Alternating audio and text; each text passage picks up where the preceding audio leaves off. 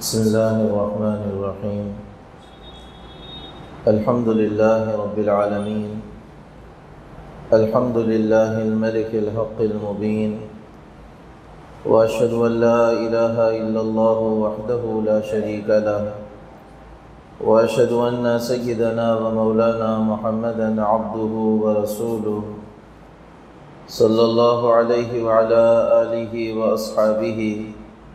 وأزواجه وذرياته وأهل بيته وبارك وسلم تسليما كثيرا كثيرا. أما بعد فأعوذ بالله من الشيطان الرجيم. بسم الله الرحمن الرحيم. ثم دنا فتدلى فكان قاب قوسين أو أدنى فأوحى إلى عبده ما أوحى. وقال تعالى: سبحان الذي أسرى بعبده ليلا من المسجد الحرام إلى المسجد الأقصى الذي باركنا حوله لنريه من آياتنا إنه هو السميع البصير. وقال تعالى: حافظوا على الصلوات والصلاة الوسطى وقوموا لله قانتين. وقال النبي صلى الله عليه وسلم في سفر معراجه: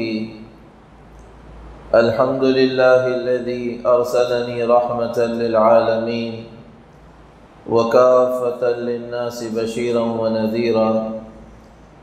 وجعل أمتي خير أمة أخرجت للناس وجعل أمتي هم الأولين والآخرين وشرح لي صدري ووضع عني وزري ورفع لي ذكري وجعلني فاتحا وخاتما أو كما قال عليه الصلاة والسلام. میرے محترم دوستوں، بزرگوں، عزیز دینی ایمانی بھائیوں، رسول اللہ صلی اللہ علیہ وسلم کا معمول رجب کے چاند کو دیکھ کر ہوا کرتا تھا کہ آپ رجب کے چاند کو دیکھ کر دعا کرتے ہیں: اللہم بارک لنا فی رجب و شعبان وبلغنا رمضان. یا اللہ،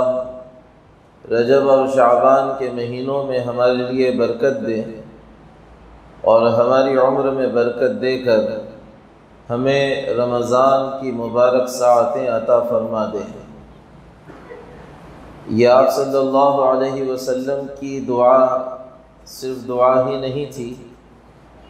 بلکہ آپ صلی اللہ علیہ وسلم کا رمضان کا اہتمام بھی تھا، جو آپ خود بھی فرماتے تھے اور صحابہ کو ترغیب بھی دیتے تھے، اور صحابہ کرام رضی اللہ عنہم اجمعین بھی اس مہینے سے ہی رمضان کے اہتمام اور اس کی تیاریوں میں لگ جاتے تھے. جہاں رجب کا مہینہ اہتمام رمضان کا مہینہ ہے، رمضان کے لیے اپنے معمولات سے فارغ ہونے کی کوششوں کے کرنے کا مہینہ ہے، رمضان کی تیاری میں جٹ جانے اور لگ جانے کا مہینہ ہے، وہیں یہ مہینہ معراج کا بھی مہینہ ہے. ویسے تو حضور کی معراج کے بارے میں اختلافات ہیں کہ وہ کس مہینے ہوئی، کس سال ہوئی. 10 سے زیادہ اقوال حضور اکرم صلی اللہ علیہ وسلم کے معراج کے بارے میں موجود ہیں، لیکن جس قول کو زیادہ شہرت ملی، جس قول نے عمومی پذیرائی حاصل کر لی، وہ یہی تھا کہ رجب کے مہینے میں اور اس مہینے کی 27 تاریخ کو اللہ تعالیٰ نے جناب رسول اللہ صلی اللہ علیہ وسلم کو اپنے جسم مبارک کے ساتھ مکۃ المکرمہ سے مسجد اقصی اور وہاں سے ساتواں آسمان اور وہاں سے سدرۃ المنتہا، اور وہاں سے صریف الاقلام، اور وہاں سے اپنے عرش اور روبرو حاضر کیا، اور پھر جو کچھ خالق و مخلوق میں گفتگو ہونی تھی ہوئی، محبوب اور حبیب میں گفتگو ہونی تھی ہوئی، عاشق اور معشوق میں ہم کلامی ہونی تھی ہوئی، اور حضور اکرم صلی اللہ علیہ وسلم اسی رات واپس پھر اپنے مکان پر تشریف بھی لائے۔ یہ واقعہ جہاں انبیاء علیہم السلام کی تاریخ کا اور ان کے معجزات میں ایک نایاب اور عجیب و غریب اور نادر واقعہ ہے، وہیں پوری کائنات میں پیش آنے والا عجیب و غریب واقعہ ہے۔ اس واقعے نے جہاں ایک طرف مسلمانوں کے ایمان کو، ان کے یقین کو، ان کی تصدیق کو بڑھا دیا تھا، وہیں پر اس واقعے نے شکوک و شبہات میں پڑنے والوں کو، منافقین کو،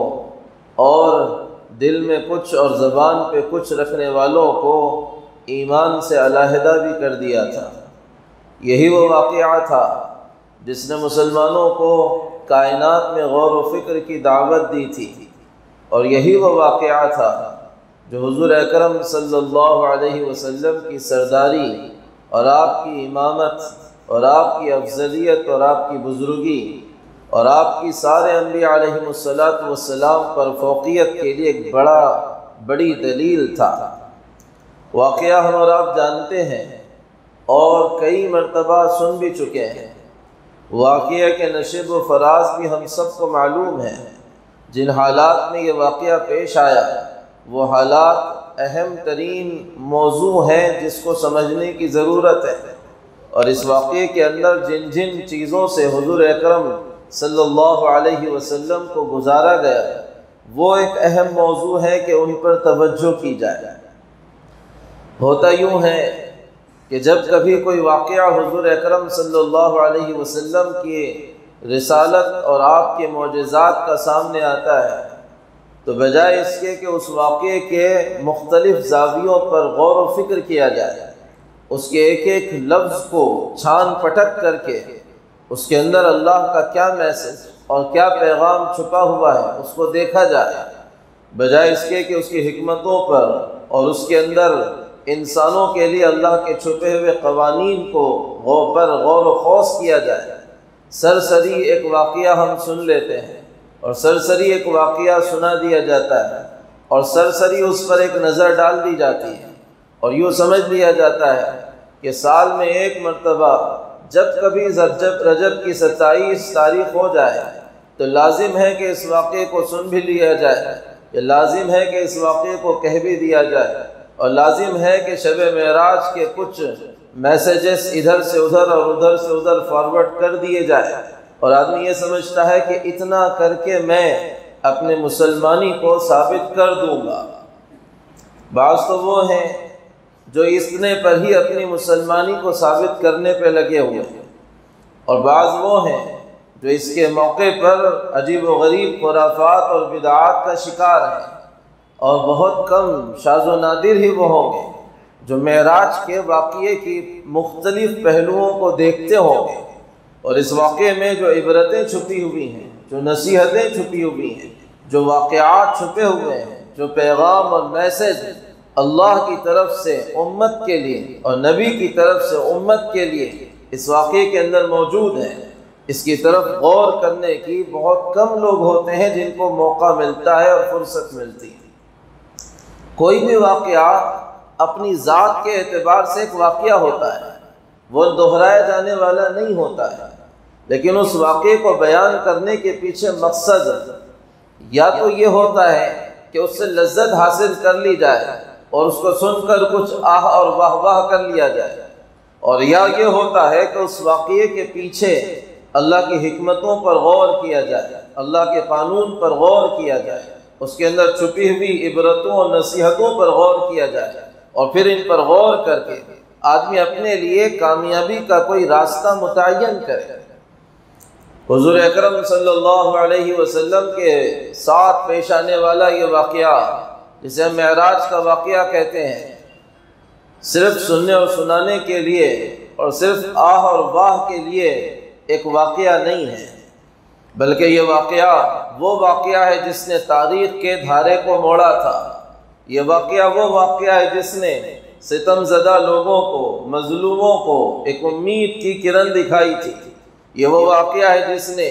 بعد میں آنے والے حالات کی نشاندہی کی تھی۔ یہ وہی واقعہ ہے جس نے محمد رسول اللہ صلی اللہ علیہ وسلم کے عروج پر 4 چاند لگائے تھے، اور یہی وہ واقعہ ہے جس نے ایک نئی کروٹ کی طرف اشارہ کیا تھا۔ یہ وہی واقعہ ہے جس نے مسلمانوں کی تاریخ کو انسانوں کے سامنے اور مسلمانوں کے سامنے بہت مختصر سے لفظوں میں بیان کر دیا تھا کہ تمہارا عروج کہاں تک ہے اور تمہارا زوال کہاں تک ہوگا۔ یہ وہی واقعہ ہے جس نے پوری انسانیت کے لیے اور قیامت تک کے مسلمانوں کے لیے ان کی زندگی کے دونوں پہلوؤں کے اندر ایک بہترین رہنمائی کر دی تھی، اور بتایا تھا کہ ظلم ہمیشہ باقی رہنے کے لیے نہیں ہوتا، زیادتیاں ہمیشہ باقی رہنے کے لیے نہیں ہوتی، اور جبر اور استبداد ان کے لیے زیادہ زندگی نہیں ہوتی۔ ظلم کو اللہ تعالیٰ ایک دن مٹاتے ہیں، اور اللہ مظلوموں کی مدد ہمیشہ کرتے ہیں اور کرتے رہیں گے، لیکن اس کے لیے جو بنیادی صفات کی ضرورت ہے، جن بنیادی اعمال کی ضرورت ہے، اور جن بنیادی مطالبوں کو اللہ مسلمانوں کے سامنے رکھتا ہے، اگر یہ مسلمان اس کے اوپر کھڑے ہو جائیں تو جس رب نے مکہ کے مظلوموں کو فتح مکہ دکھائی تھی، اور جس رب نے طائف کے مظلوم کو معراج کی بلندی عطا کی تھی، وہی رب رہتی دنیا تک مسلمانوں کو وہ بلندیاں عطا بھی کرے گا۔ ایک طرف وہ ظلم ہے جو 11 سال تک حضور اور آپ کے صحابہ پر کیا جا رہا ہے، اور سہارے ایک کے بعد ایک ٹوٹتے چلے جا رہے ہیں، آسرے ایک کے بعد ایک ختم ہوتے چلے جا رہے ہیں۔ شیب ابی طالب کا وہ ہولناک حادثہ جس میں 3 سال تک حضور اور آپ کے ماننے والوں کو وہ سخت ترین بائیکاٹ کا شکار ہونا پڑا، اور بائیکاٹ سے گزرنا پڑا کہ جس کی مثال نہیں دی جا سکتی۔ بھوک اور پیاس کی وجہ سے بچوں کا بلکنا، اور اس وادی کے اندر بچوں اور عورتوں کا رونا اور بلبلانا، اور اس تڑپ اور اس پیاس کی شدت اور اس بھوک کی عجیب و غریب کیفیت کے باوجود ان سنگ دل اور پتھر دل عربوں کا ذرا سا بھی پسیجنا نہیں، اور ان کا اپنے ظلم و ستم کی چکیوں کو اور چلاتے رہنا، اور پھر اس کے بعد ایک طرف ابو طالب کا سہارا ٹوٹ جانا، اور دوسری طرف خدیجۃ الکبریٰ رضی اللہ عنہا جیسی ہمدم اور رفیق حیات اور شریک حیات کا سہارا ٹوٹ جانا، اور پھر امید میں طائف والوں کے پاس جانا، اور طائف والوں کا وہ ستم کہ عرب بھی ان کے سامنے اور مکہ والے بھی ان کے سامنے شرما جائے، اور وہ حضور کے پیروں کا لہو لہان ہو جانا، اور وہ 3 کلومیٹر کا دوڑنا، اور وہ جبرائیل کا فرشتے کے ساتھ آنا، اور فرشتے کو کہنا کہ یہ پہاڑ ہے، ان دونوں کو حکم دیجئے یہ دونوں پہاڑ اپنے درمیان ان طائف والوں کو پیس کے رکھ دیں، اور وہ نبی رحمت کی رحمت اور اس کی احسان اور اس کی شفقت اور اس کی محبت کہ وہ کہہ رہا ہو کہ یہ ایمان نہیں لاتے تو کیا ہوا، ان کے بعد والے ایمان لائیں گے، اور پھر اس ذلت کے ساتھ واپس مکہ کو آنا، لیکن اللہ کا بتانا کہ یہ ذلت نہیں ہے، یہ عزت ہے۔ یہی وہ نقشے ہیں جس پر تمہیں اس چکی میں پیس کر بہت اوپر اللہ لے جانا چاہ رہا ہے، اور پھر وہ واقعے کا پیش آنا جس کو انسانیت معراج کا واقعہ کہتی ہے۔ یہ ایک واقعہ اپنی ذات کے اندر تھا، لیکن اس نے ہزاروں موضوع اپنے اندر چھپا لیے، ہزاروں عنوان اپنے اندر چھپا لیے، ہزاروں ٹاپک اپنے اندر رکھے، مسلمانوں کے عروج و زوال کو اپنے اندر سمو لیا، ہر قوم کے کامیابی اور ناکامی کے ضابطوں کو بتا دیا۔ ایک طرف جہاں مظلوموں کے لیے یہ واقعہ سہارا ہے، ایک طرف جہاں یہ مظلوموں کے لیے ایک تسلی کا پیغام ہے، وہیں پر یہ ایک مسلمانوں کے لیے ان کی زندگی کا ضابطہ اور ان کی زندگی کا قانون بھی بتاتا ہے کہ دیکھو ان اعمال سے، جن اعمال کو ان راستوں میں دکھایا گیا ہے، اپنے آپ کو بچاتے رہو۔ یہی وہ گندگیاں ہیں جو تمہیں عروج سے نیچے پٹک دیتی ہیں، یہی وہ خرابیاں ہیں جو تمہیں اونچائی سے نچلی سطح پر لا لیتی ہیں، یہی وہ برے اعمال ہیں جن کی وجہ سے کوئی قوم غالب ہوتے ہوئے بھی مغلوب ہو جاتی ہے، حاکم ہوتے ہوئے محکوم ہو جاتی ہے، بادشاہ رہ کر فقیر ہو جاتی ہے۔ اس کی عزت، اس کا دبدبہ، اس کا رعب، اس کی حیثیت، اس کی شان و شوکت ملیہ میٹ ہو جاتی ہے۔ جو سریا پہ کبھی اپنی کمندیں ڈالتی تھی، وہ تحت الثری کے اندر اپنے ٹھکانے ڈھونڈتی ہے، ان کے اوپر پھر مظلومیت طاری ہو جاتی ہے، ان کے اوپر پھر بزدلی طاری ہو جاتی ہے، ان کے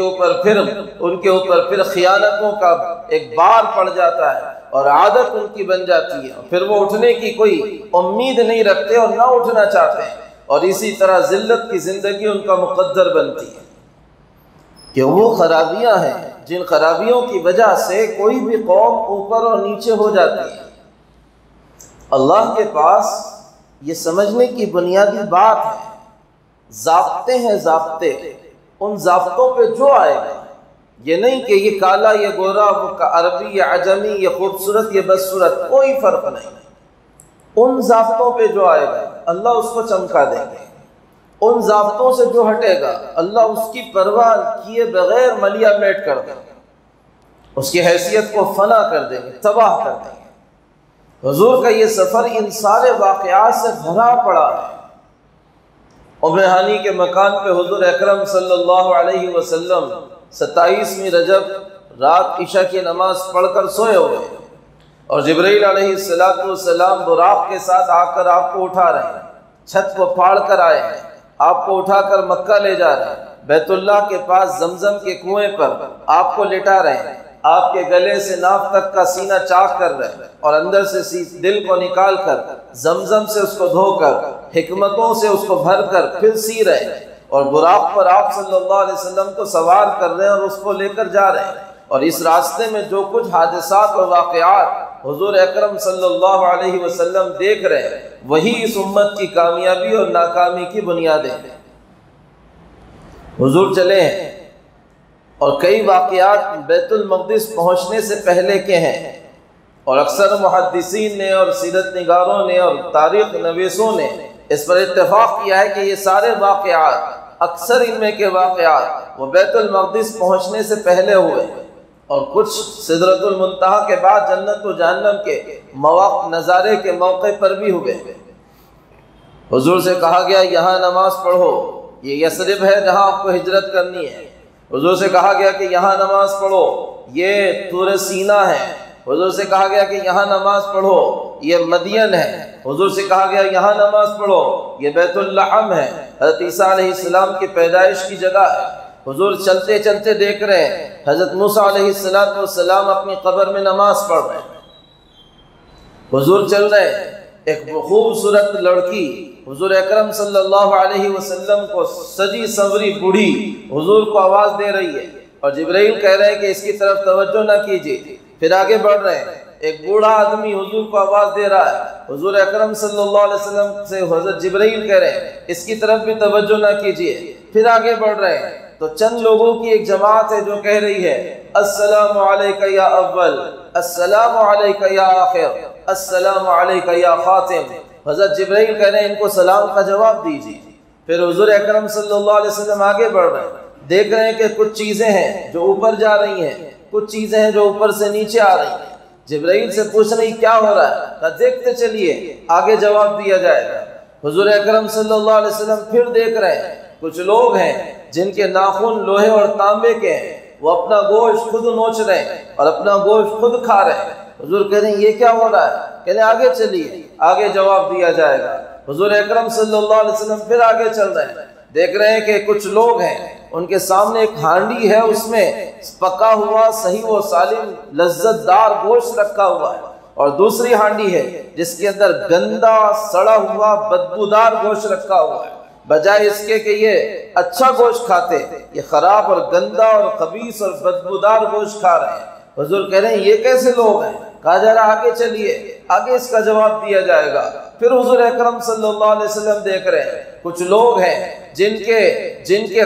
کے ہونٹوں کو وہ ہونٹ لمبے لمبے لٹک رہے ہیں اور آگ کی قینچیوں سے ان کے ہونٹ کاٹے جا رہے ہیں۔ پوچھ رہے یہ کون ہے، کہا آگے جواب دیا جائے گا آگے چلیے۔ اور پھر حضور اکرم صلی اللہ علیہ وسلم دیکھ رہے ہیں کہ کچھ لوگ ہیں کچھ کے سروں کو ایک پتھر کے اوپر رکھا جاتا ہے، نیچے ایک چٹان ہے، اوپر ان کے سر کو رکھا جاتا ہے، اور ایک بڑا پتھر ایک فرشتہ لے کر ان کے سر پہ ایسے پھینکتا ہے زور سے کہ وہ چکنا چور ہو کر خیمہ ہو جاتا ہے، اور پتھر لڑک کر کہیں اور جاتا ہے۔ وہ پتھر لانے تک اس کا سر پھر جیسے کہ ویسے ہوتا ہے، اور پھر وہ مارا جاتا ہے۔ حضور کہہ رہے ہیں یہ کیا ہے؟ وہ کہہ رہے ہیں آگے چلیے جواب دیا جائے گا۔ اور پھر حضور اکرم صلی اللہ علیہ وسلم دیکھ رہے ہیں کچھ عورتیں ہیں جو اپنے چھاتیوں کے بل ایسی لٹکی ہوئی ہیں اور نیچے سے آگ کے شعلے ان کو جلا رہے ہیں، اور پوچھا جا رہا ہے یہ کون ہے؟ کہا جا رہا ہے کہ آگے چلیے آگے جواب دیا جائے گا۔ پھر دیکھ رہے ہیں کہ کچھ لوگ ہیں جو زمین پہ پڑے ہوئے ہیں اور ان کے پیٹ بڑے بڑے گڑھوں کی طرح اور حوضوں کی طرح بنے ہوئے ہیں، اندر سے سانپ اور بچھو ان کو ڈس رہے ہیں، اور اوپر سے بڑے بڑے جانور اونٹوں کی طرح آتے ہیں اور ان کو روند روند کے چلے جاتے ہیں۔ وہ پوچھیں یہ کون ہے؟ کہا جا رہا ہے آگے جواب دیا جائے گا۔ اس طرح کے عجیب و غریب واقعات اس سفر میں دکھانے کی وجہ کیا تھی؟ ظاہر سی بات ہے، اللہ اپنے پاس نبی کو بلا رہا ہے، اللہ اپنے پاس نبی کو بلا رہا ہے۔ ایک سفر ہے جو حضور کے اعلیٰ مقام کو دکھانے کے لیے کیا جا رہا ہے۔ ظاہر سی بات ہے، ایک بادشاہ اپنے کسی محبوب کو اپنے پاس خاص ملاقات کا وقت دیتا ہے تو وہ اس کے لیے خاص اہتمام کرتا ہے، کہتا ہے فلاں جگہ بلاؤ 5 اسٹار ہوٹل میں، اور وہاں سے شاندار لگژری گاڑی کے اندر ہمارے پاس لاؤ، پھر ہمارے پاس ڈنر کے لیے فلاں جگہ روکو۔ اس سارے سفر میں جو ہم تک ملنے کے لیے ہمارا عام آدمی آ رہا ہے، اور ایک ہم تک ملنے کے لیے جو ہمارا ایک محبوب آ رہا ہے، ہمارا ایک فین آ رہا ہے، ہمارا ایک عاشق آ رہا ہے، اس کو اس سارے راستے میں کوئی ایسی چیز نہ دکھاؤ جو اس کو تکلیف دے۔ یہ ضابطہ ہے۔ کسی کا محبوب آ رہا ہو تو وہ تو آنکھیں بچھا دیتا ہے اور پلکیں بچھا دیتا ہے اور زمین پر اس کے لیے فرش لگا دیتا ہے، لیکن یہ عجیب سفر ہے کہ ایک طرف اس محبوب کے مقام کو بلند کیا جا رہا ہے، اور دوسری طرف اس سارے سفر میں اتنی بھیانک وادیوں سے اس کو گزارا جا رہا ہے، اتنے خطرناک واقعات کو دکھا دکھا کر اسے آگے بڑھایا جا رہا ہے۔ کبھی ہم نے سوچا کہ بجائے اس کے یہ ہوتا کہ ایک قدم پر جنت کی نہریں دکھتی، دوسرے قدم پر جنت کی حوریں دکھائی جاتی، تیسرے قدم پر جنت کے پیالے دکھائے جاتے، چوتھے قدم پر 5ویں قدم پر فلاں زکوٰۃ والوں کا مرتبہ دکھایا جاتا، حاجیوں کا مرتبہ دکھایا جاتا، نمازیوں کا مرتبہ دکھایا جاتا، جہاد کرنے والوں کا مرتبہ دکھایا جاتا، قرآن کی تلاوت کرنے والوں کا مرتبہ دکھایا جاتا، ذاکرین کا مرتبہ دکھایا جاتا، علماء اور حفاظ کا مرتبہ دکھایا جاتا۔ کچھ نہیں دکھایا گیا، کچھ نہیں، البتہ وہ دکھایا گیا جو بھیانک تھا، اور جس کو دیکھ کر حضور اکرم صلی اللہ علیہ وسلم بے ساختہ کہہ رہے تھے یہ کیا ہے، یہ کیا ہے، یہ کیا ہے۔ اور یہ سب دکھانے کے پیچھے ایک پیغام تھا کہ دیکھو یہ وہ چیزیں ہیں جو تمہاری امت کی تباہی کی بنیادیں ہیں، یہی وہ چیزیں ہیں جب عوام میں آئے گی تمہارے ماننے والوں میں، یہی وہ چیزیں ہیں جب تمہارے متبعین اس کے عادی بنیں گے، یہی وہ چیزیں ہیں جب تمہارے ماننے والے اپنے معاشروں کو ان گندگیوں سے بھر دیں گے، تو جو عروج تمہارے لیے مقدر ہے اور تمہاری امت کے لیے مقدر ہے اس عروج سے یہ محروم کر دیے جائیں گے۔ جبرائیل علیہ السلام نے وضاحت کی، کہا جس جگہ پر ہم نے آپ کو پہلے نماز پڑھایا تھا وہ یثرب تھا، وہ مدینہ ہے، آپ کو وہاں ہجرت کر کے جانا ہے۔ دوسری جگہ جہاں نماز پڑھائی وہ مدین تھا، تیسری جگہ جہاں نماز پڑھائی وہ طور سینا تھا، اور چوتھی جگہ جہاں نماز پڑھائی وہ بیت اللحم تھا۔ اور پھر آپ جب چلے ہیں تو جس بڑھیا نے آپ کو آواز دی وہ دنیا تھی جو سجی سوری آپ کے سامنے آئی تھی، آپ اس کی طرف متوجہ ہو جاتے تو آپ کے ساتھ آپ کی امت بھی گمراہ ہو جاتی۔ سامنے جو بوڑھا آیا تھا وہ شیطان تھا، وہ بھی چاہ رہا تھا کہ آپ کو روک دے، اگر آپ اس کی طرف متوجہ ہو جاتے تو اس کا نقصان پھر آپ اور آپ کی امت کو اٹھانا پڑتا تھا۔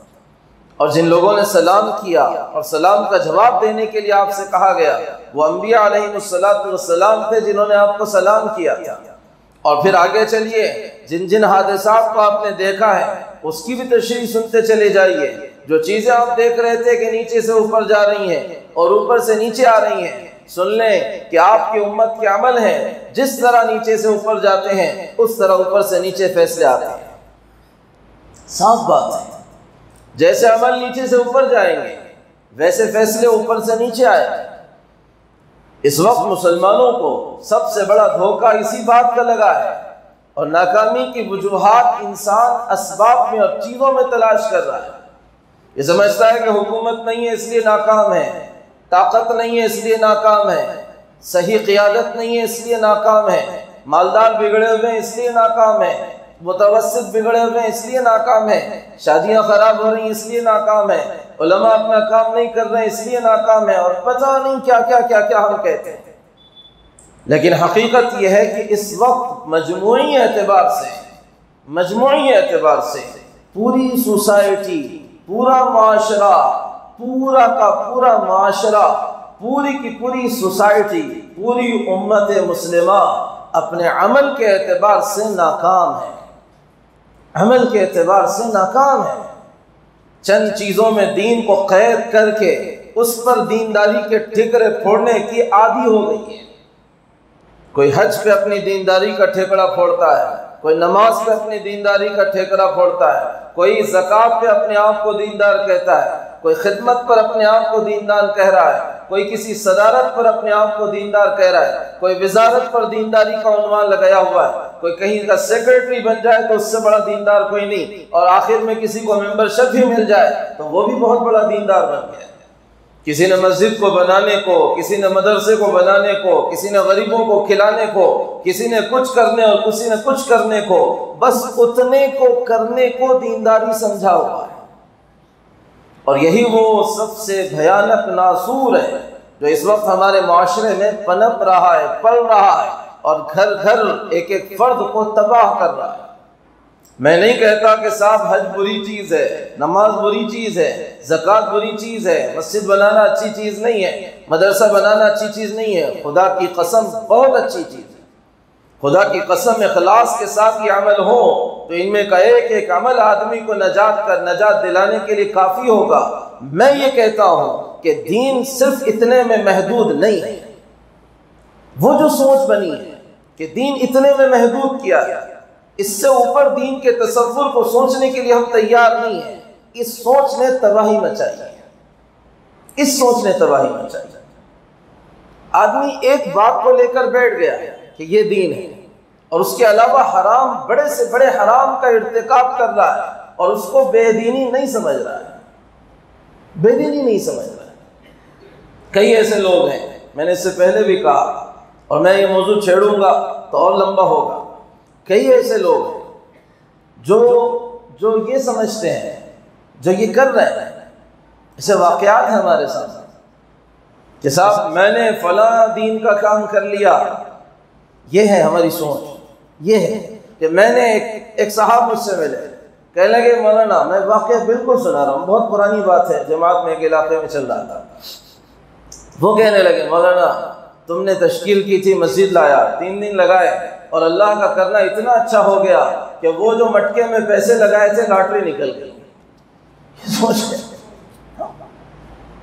اور پھر یہ کہ صاحب میں نے مسجد کا فلاں کام کیا اور ادھر سے لون کی فائل میری پاس ہو گئی۔ دین کی جو صورتحال ہم نے بگاڑ دی ہے، خراب کر دی ہے، سمجھنے کے لیے ہم تیار نہیں ہیں کہ صاحب ایک حلال کو کرتے ہوئے دوسرے حرام کے پاس ہونے پر آدمی کہہ رہا اللہ کی مدد آئی، لا حول ولا قوت الا باللہ۔ دین 100% زندگی کا نام ہے۔ ادخلوا فی السلم کافہ، اے ایمان والو مکمل اسلام میں داخل ہو جاؤ۔ مکمل اسلام جو عقائد میں بھی ہو، عبادات میں بھی ہو، معاملات میں بھی ہو، معاشرت میں بھی ہو، اخلاق میں بھی ہو،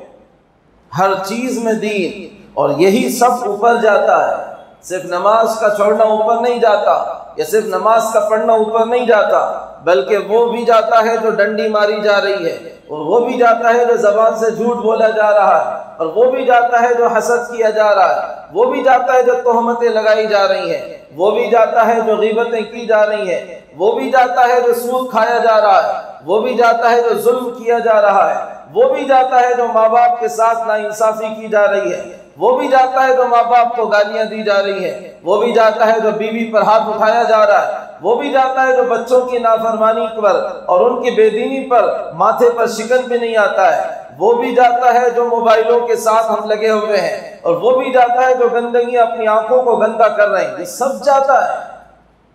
یہ نہیں کہ صرف نماز کا چھوڑنا اوپر جا رہا ہے، سب جا رہا ہے، پوری زندگی اوپر جا رہا ہے۔ یہ سمجھ لو کہ میں تو 5 وقت کا نمازی ہوں، اور نماز پڑھ کر جب گھر پہ جاتا ہوں تو ٹی وی دیکھنے بیٹھ جاتا ہوں، نماز پڑھ کر جب گھر پہ جاتا ہوں تو پھر سود کھانے بیٹھ جاتا ہوں، نماز پڑھ کر جب دکان پہ جاتا ہوں تو ڈنڈی مارنے بیٹھ جاتا ہوں، نماز پڑھ کر جب گھر جاتا ہوں تو ماں کو گالی دیتا ہوں، باپ کو برا بھلا کہتا ہوں، نماز پڑھ کے گھر پر جاتا ہوں اور بیوی پر ہاتھ اٹھاتا ہوں اور بچوں کی کوئی فکر نہیں کرتا، تو کیا یہ بے دینی اس دینداری کے ساتھ بچ جائے گی؟ ظاہر سی بات ہے وہ عمل اپنی جگہ پر، یہ بے دینی تباہی لائے گی اوپر جا کر۔ سارا دین ہے کہ جو نیچے سے اوپر جا رہا ہے وہ بندوں کے عمل ہیں جو اوپر جا رہے ہیں، اور جو اوپر سے نیچے آ رہا ہے اس کے اعتبار سے فیصلے ہیں تمہارے درمیان، اللہ کے فیصلے ہو رہے ہیں۔ اور حضور اکرم صلی اللہ علیہ وسلم فرما رہے ہیں کہ دیکھو عملوں کی کتنی تباہی آتی ہے، جو قوم زکوٰۃ روکتی ہے اللہ ان پر بارشوں کو روکتا ہے،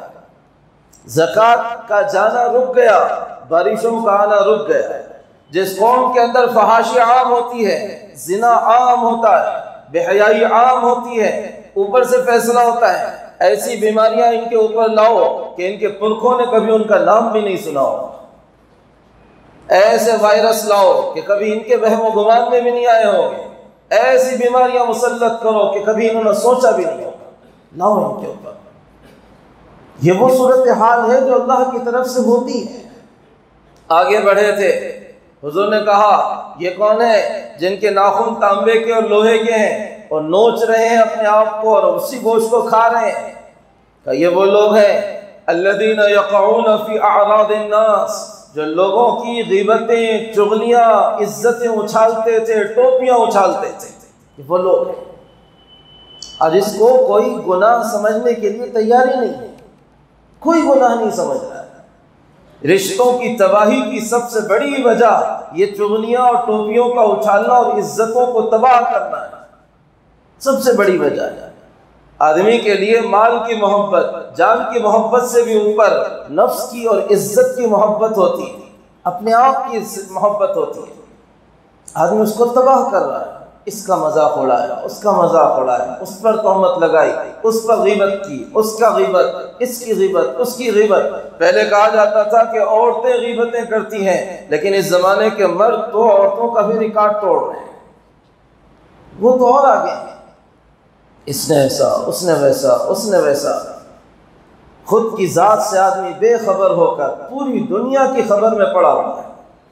اور یہ اتنی تباہ کن بیماری ہے، اتنی تباہ کن بیماری ہے کہ یہ وہی پہلا ناسور ہے، پہلی پھنسی اور پہلا پھوڑا ہے جو آگے چل کر حقارت کی بیماری لاتا ہے اور آگے چل کر تکبر کی بیماری لاتا ہے، اور کینسر انسان کو اتنا تباہ نہ کرتا ہوگا جتنا تکبر کی بیماری انسان کے دین کو تباہ کر دیتی ہے۔ حضور اکرم صلی اللہ علیہ وسلم فرما رہے ہیں چونٹی کے برابر، چونٹی کالی اور لال چونٹی کے برابر بھی کسی کے دل میں تکبر ہوگا، جہنم کو اللہ اس کے لیے حلال کر کے جنت اس کے لیے حرام کر دیں گے، نہیں جانے دیں گے اس کو اللہ جنت میں۔ یہ وہ بنیادیں ہیں، گھر گھر ان گندگیوں سے بھرے ہوئے ہیں، گھر گھر، اور کوئی توجہ نہیں اس کے اوپر کہ ہم کیا کر رہے ہیں۔ صبح سے شام تک ساس کے لیے بہو کی غیبت ہے، بہو کے لیے ساس کی غیبت ہے، دیورانی کے لیے جیٹھانی کی غیبت ہے، جیٹھانی کے لیے دیورانی کی۔ ایک ایسا بہترین ٹاپک ہے کہ پتہ نہیں اس میں کیا دل لگتا ہے اور کیا مزہ آتا ہے۔ صبح سے شام تک دوست دوست کی غیبتوں میں، دشمن دشمن کی غیبتوں میں، ایک تحریک والا دوسری تحریک کی غیبتوں میں، ایک جماعت والا دوسری جماعت کی غیبتوں میں، امام عوام کی غیبت میں، عوام اماموں کی غیبتوں میں، مؤذن مصلیوں کی غیبت میں، مصلی مؤذنوں کی غیبت میں، سارا معاشرہ بھرا ہوا ہے۔ اور ان سب کے ساتھ ہم نماز پڑھ رہے ہیں، اس سب کے ساتھ ہم زکوٰۃ دے رہے ہیں، اس سب کے ساتھ حج ہو رہا ہے، اس سب کے ساتھ عمرہ بھی ہو رہا ہے، اس سب کے ساتھ مسجد بھی بن رہی ہے۔ یہ سب ہو رہا ہے۔ حضور اکرم صلی اللہ علیہ وسلم سے کہا جا رہا ہے یہ وہ لوگ ہیں جو اپنے چہروں کو نوچ رہے ہیں، جسموں کو نوچ رہے ہیں اور وہ گوشت خود کھا رہے ہیں۔ یہ وہ لوگ ہیں لوگوں کی عزتیں اچھالتے تھے، غیبتیں کرتے تھے۔ کہا جا رہا پھر یہ کون تھے جن کے بارے میں دیکھا گیا ہے کہ ان کو ایک سر کے نیچے پتھر رکھا جا رہا اور اوپر سے دوسرا پتھر مار کر ان کے سر کو چکنا چور کر دیا جا رہا ہے۔ کہ یہ وہ لوگ ہیں جو نمازوں میں لاپرواہی کرتے تھے، جو نمازوں کو پڑھتے نہیں تھے، نمازوں میں سستی کرتے تھے۔ نماز اہم ترین فریضہ ہے، اہم ترین فریضہ۔ حضور اکرم صلی اللہ علیہ وسلم جس کے بارے میں صاف کہہ رہے ہیں کہ انسان کے جسم کے اندر جو مقام سر کا ہے، اسلام کے جسم کے اندر وہی مقام نماز کا ہے۔ نماز کا چھوڑنے والا کفر کا عمل کرتا ہے، اور بڑے بڑے علماء اور صحابہ کہہ رہے ہیں کہ جان بوجھ کر نماز کا چھوڑنے والا کافر ہو جاتا ہے۔ 95% مسلمان نماز نہیں پڑھتا، 95% نماز نہیں پڑھتا، 95% نماز سے دور ہے، اور 5% جو نماز پڑھتا ہے اس کی نماز پر اللہ اور فرشتے ہی رحم کریں۔ یہ وہ کیسی پڑھتا ہے؟ علامہ ابن القیم رحمۃ اللہ علیہ مدارج السالکین میں کہہ رہے ہیں 5 قسم کے نمازی ہوتے ہیں۔ ایک تو وہ ہوتے ہیں جو نماز پڑھتے ہیں اور ان کو نماز پڑھنے پر اللہ عذاب دے گا۔ ایک وہ ہے، پڑھنے والوں کی بات کر رہا ہوں میں، 5% کی۔ نہ پڑھنے والوں کا آپ سوچو کیا ہوتا ہوگا۔ نہ پڑھنے والوں میں ایک وہ ہے جو عذاب دیے جاتے ہیں، دوسرے وہ ہیں جو ہلکا عذاب دیے جاتے ہیں، تیسری قسم وہ ہیں جن کو پاسنگ مارک دے کر اللہ درگزر کر دے گا، چوتھی قسم وہ ہے جن کو ان کی نماز پر اجر ملے گا، اور 5ویں قسم وہ ہے جن کی آنکھوں کی ٹھنڈک نماز ہو جاتی ہے۔ کہ وہ لوگ جن کو ان کی نمازوں پر عذاب ہوگا، فویل للمصلین الذین هم عن صلاتهم ساہون الذین هم یراؤون ویمنعون الماعون۔ ایسے نمازی ہیں جو لاپرواہی سے نماز پڑھتے ہیں، دکھلانے کے لیے نماز پڑھتے ہیں، رعایت کے بغیر نماز پڑھتے ہیں، بس ٹھونگے مار دیے اور اٹھ کے چلے گئے تاکہ لوگ ہمارے کو بھی نمازی کہہ دیں۔ عذاب ہوگا ان کو ان کی نمازوں پر۔ حدیث میں آتا ہے بندہ اللہ اکبر کہتا ہے اور پھر اس کا دماغ ادھر ادھر جاتا ہے، اللہ کہتے ہیں میرے بندے کدھر بھٹک رہا ہے، میری طرف آ جا۔ پھر وہ نہیں متوجہ ہوتا تو پھر اللہ کہتے ہیں میرے بندے مجھ سے زیادہ اہم کون ہو گیا جس کے پیچھے سوچنے میں لگا ہوا ہے، میری طرف پلٹ جا۔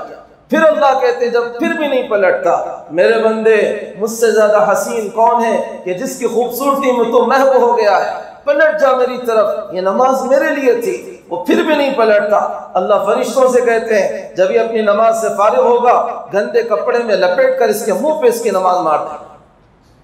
نہیں چاہیے ایسی نماز۔ اس بات کا تو بہت چرچا چلتا ہے، ہاتھ کہاں تک اٹھائیں، کہاں باندھے اور کتنی بار اٹھائیں۔ خدا کی قسم کتنی بار اٹھا لو، اخلاص اور خشوع کے بغیر یہ نماز منہ پہ مار دی جائے گی، کوئی حیثیت نہیں ہوگی۔ وہ ہیں جو کبھی غفلت سے پڑھتے ہیں، کبھی اچھی پڑھ لیتے ہیں، چلو ان کو بھی کچھ نہ کچھ عذاب ہوگا۔ وہ ہیں جو کوشش کرتے ہیں اللہ اکبر کہہ کر دل لگانے کی، پھر بھی ذہن بھٹک جاتا ہے، پھر لاتے ہیں، پھر اللہ اکبر کہہ کر دل لگاتے ہیں، پھر ذہن بھٹک جاتا ہے۔ یہ وہ ہیں جن کو پاسنگ مارکس دے کر اللہ کہے گا ٹھیک ہے کوشش کرتے تھے، جاؤ ہم نے تمہیں معاف کر دیا۔ اور چوتھی قسم وہ ہے جو اللہ اکبر کہتی ہے اور پوری دنیا سے کٹ جاتی ہے، اسے پتہ نہیں چلتا پیچھے کیا ہو رہا ہے۔ یہ وہ ہیں جن کو ان کی نماز دنیا اور آخرت کے مسائل حل کرا دے گی۔ یہی وہ نماز تھی جس سے چکیاں چلی تھیں، یہی وہ نماز تھی جس سے ابر سے بارش برسی تھی، یہی وہ نماز تھی جس سے نماز پر زمین سے پانی نکلا تھا، اور یہی وہ نماز تھی جس سے مردہ گدھا اور مردہ بچہ زندہ ہوا تھا، اور یہی وہ نماز تھی جس نے دنیا کے سارے مسئلوں کو حل کر دیا تھا۔ اور پھر 5ویں مقام پہ آدمی پہنچتا ہے کہ جب اس کے دل میں نماز ایسی رچ بس جاتی ہے کہ جیسے آنکھوں کو ٹھنڈک محبوب چیز کو دیکھ کر ہوتی ہے، ایسی نماز پڑھنے میں دل خوش ہو جاتا ہے۔ نماز یہ وہ لوگ ہیں کہ جن کو نماز کے چھوڑنے پر یہ سزا دی جا رہی ہے۔ کہ وہ کون تھے جو ایک ہانڈی میں گوشت اچھا تھا اور اس کو چھوڑ کر سڑا ہوا کھاتے تھے؟ کہ وہ مرد و عورت ہیں جن کے پاس حلال شوہر اور حلال بیویاں موجود تھیں لیکن حرام جگہ جا کر منہ مارتے تھے۔ وہ کون سی عورتیں تھیں جو پیپ پی رہی تھی اور لٹکی ہوئی تھیں؟ وہ زناکار عورتیں تھیں۔ وہ کون تھے جن کے زبانیں اور جن کے ہونٹ کاٹے جا رہے تھے؟ وہ ایسے واعظین تھے جو عمل نہیں کرتے تھے، لوگوں کو بتلاتے تھے۔ وہ کون تھے جن کے پیٹوں کے اندر سے سانپ اور بچھو ان کو ڈس رہے تھے اور اوپر سے جانور ان کو روند رہے تھے؟ کہ وہ زکوٰۃ نہ ادا کرنے والے اور سود کا مال کھانے والے لوگ تھے۔ یہ سب بتایا جا رہا ہے، اور یہ اسی لیے بتایا جا رہا ہے کہ اس عروج کے پیچھے یہ گندگیاں چھپی ہوئی ہیں۔ اس پر جو قابو پالے گا وہ عروج نماز کے ذریعے اللہ اسے عطا کر دے گا، اور اس پر جو قابو نہیں پائے گا وہ آسمان کی معراج نہیں، دنیا اور زمین اور نماز کی معراج سے بھی محروم کر دیا جائے گا۔ اللہ ہم تمام کو عمل کی توفیق عطا فرمائے۔